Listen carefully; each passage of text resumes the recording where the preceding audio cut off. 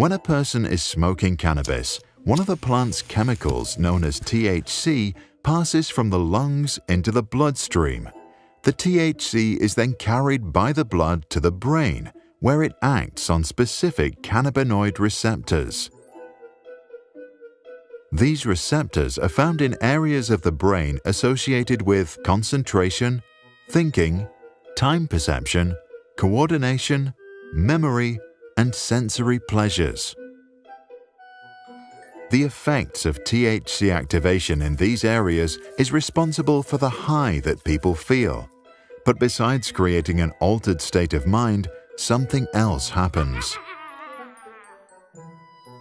In the United States, according to a 2018 survey, 1 in 8 adolescents aged 12 to 17 consumed marijuana in the past year.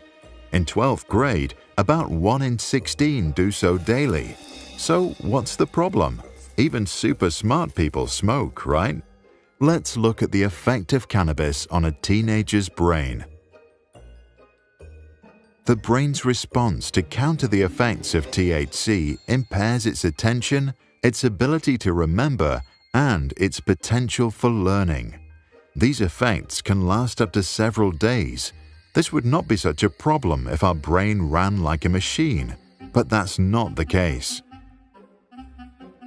The brain is a living organism, maybe the most precious one there is. In teenagers, that organism is still immature. It takes about 25 years for the human brain to be fully developed. This is why when teenagers and adults argue, they often come to different conclusions. There is a biological reason for that. Adults have a fully developed prefrontal cortex, the part of the brain that is responsible for judgment and an awareness of long-term consequences.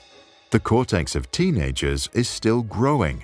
They are more influenced by their already matured limbic system, which responds to fears and emotions. If the developing brain is exposed to a lot of THC, the part responsible for controlling emotions may never reach its full potential. This can have long-term consequences and effects on one's measurable intelligence, learning, and judgment. One study that followed 13-year-olds for 25 years has found that those who regularly consume marijuana lose on average 5.8 IQ points by the time they reach adulthood.